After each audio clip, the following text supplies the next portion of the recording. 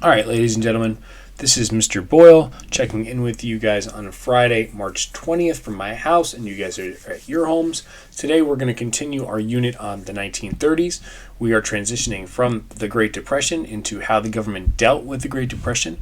Yesterday we learned about Herbert Hoover and how he dealt with the Great Depression. You're going to go back into your notes from yesterday in a moment to review how he handled the Great Depression and think, was he successful or not? And our focus today is going to be, what was the New Deal? It's a very brief introduction to what the New Deal was, and we'll look at the specific program, policies, rules, and laws that go with the New Deal or that were created by the New Deal later on next week. Learning about the New Deal is an incredibly important part of American history because the New Deal itself, like the programs it created, are still a big part of the United States today.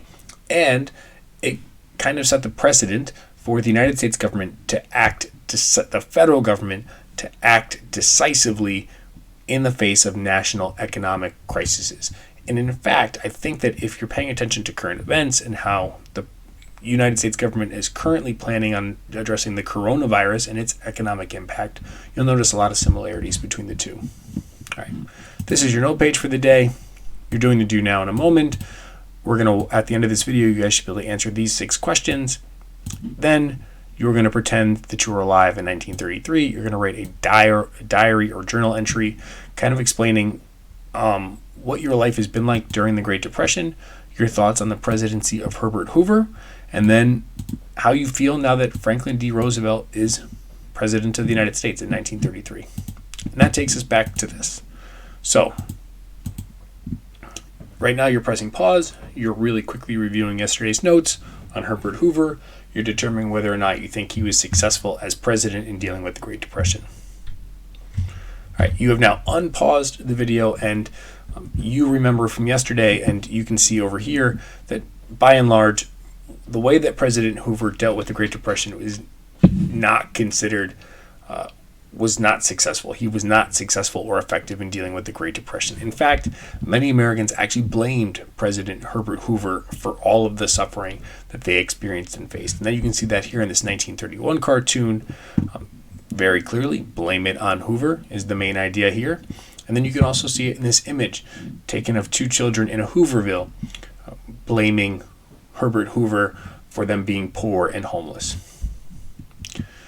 Why did people blame Herbert Hoover for the Great Depression? Well, initially, when the economy started to enter a recession, Hoover took a laissez-faire approach to the economy. He and Congress believed that the economy would turn itself around by itself on its own in due time. And then when that didn't happen initially and right away, Hoover thought that it was just because Americans weren't working hard enough. He was a believer in rugged individualism and thought Americans should do more for themselves. Later, when he did decide and determine it was time to act, the programs that he supported basically didn't do enough to help everyday Americans and unemployed people. And probably most infamously for Hoover, the way that he dealt with the bonus Army World War I veterans who came to Washington, D.C. requesting a bonus they were due for their service early, the way that he treated those World War I veterans did not go over well. He didn't support paying the bonuses early to the World War I veterans. The Senate vetoed a bill, or the Senate did not pass a bill that would have paid them those bonuses early anyway. Hoover said if the bill got to him, he was going to veto it regardless. And then, after denying them their request to get funds early, funds that the World War I veterans needed, because as you can see in this image, they and their families were starving and homeless. The leaders of Hoover's administration removed those World War I veterans violently, actually causing a number of people to end up in the hospital because of the violence that ensued. So President Hoover was not a terribly popular person in the United States in 1932. And that's where Franklin Delano Roosevelt, who we're going to call FDR probably for the rest of this video, entered the picture. Franklin Delano Roosevelt, FDR, was the Democratic candidate for president in 1932. He rose to that position in the Democratic Party for two reasons. He was the governor of New York State, and then he also had a last name, Roosevelt, that inspired confidence in a lot of Americans because his a family member of his, a distant relative, was Theodore Roosevelt, an earlier president of the United States, who many people regarded as being successful as president. And throughout his campaign, he said that he wanted a New Deal for the American people.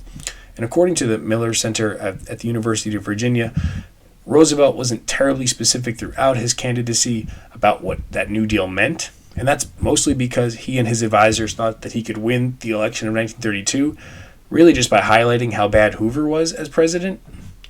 But in one instance, FDR was incredibly specific about what this New Deal meant to him. And that was in the Commonwealth speech, the Commonwealth Club speech that he gave in San Francisco, California in 1932. In this speech, Roosevelt described the problems that he thought America faced, that in general, people lived a drab life in the United States. And that was because he thought for farmers and in business and in business and in industry alike, a very small number of people controlled the American economy. He said that over the course of industrialization, American industry became controlled by a dozen corporations and maybe 100 men. And he said that if things didn't change, the United States would move towards an economic oligarchy. It's just basically the economy being run by just a few very, very rich people. And then he said to fix it, he thought the federal government, the national government, needed to do more to support two very basic things for most Americans. And those two very basic things were for every single American have the opportunity to make a decent living, and then for the government to protect Americans' property. And when he said property, he clarified and explained that he was talking about savings, and he was referencing bank accounts. He wanted Americans to be able to put money in the bank and have it be safe there. And that's the key idea, the key ideas that Roosevelt supported in his New Deal.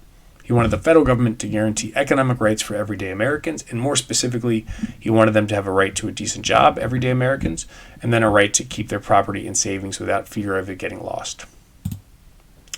And because he supported these policies, and also just because Herbert Hoover was very, very unpopular, Roosevelt won the presidential election of 1932 pretty overwhelmingly. He won almost 90% of the electoral vote and almost 60% of the popular vote. In March 1933, when Roosevelt was inaugurated, he gave a very rousing speech to inspire confidence in the American people. One of the most famous lines in the speeches he gave was that Americans moving forward the only thing they had to fear was fear itself. And he promised that the federal government would use its resources and power to fight the Great Depression as though it were an enemy invading the United States. And that speech and that promise to the American people inspired a lot of confidence. Now, as president, Roosevelt got to work right away with the New Deal.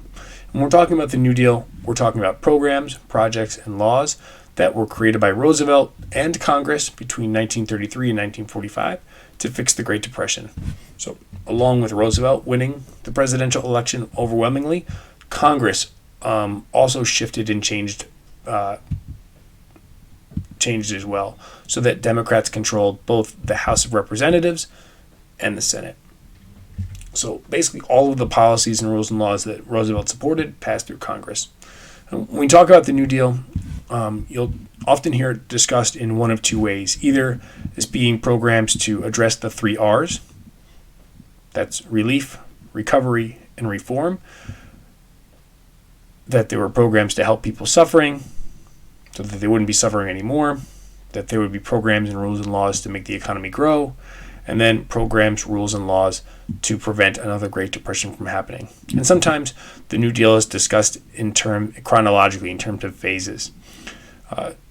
Those two phases are the first New Deal, which were rules and laws that were passed between 33 and 1935, and then the second New Deal, which were programs and rules and laws that were put in place between 1935 and 1941.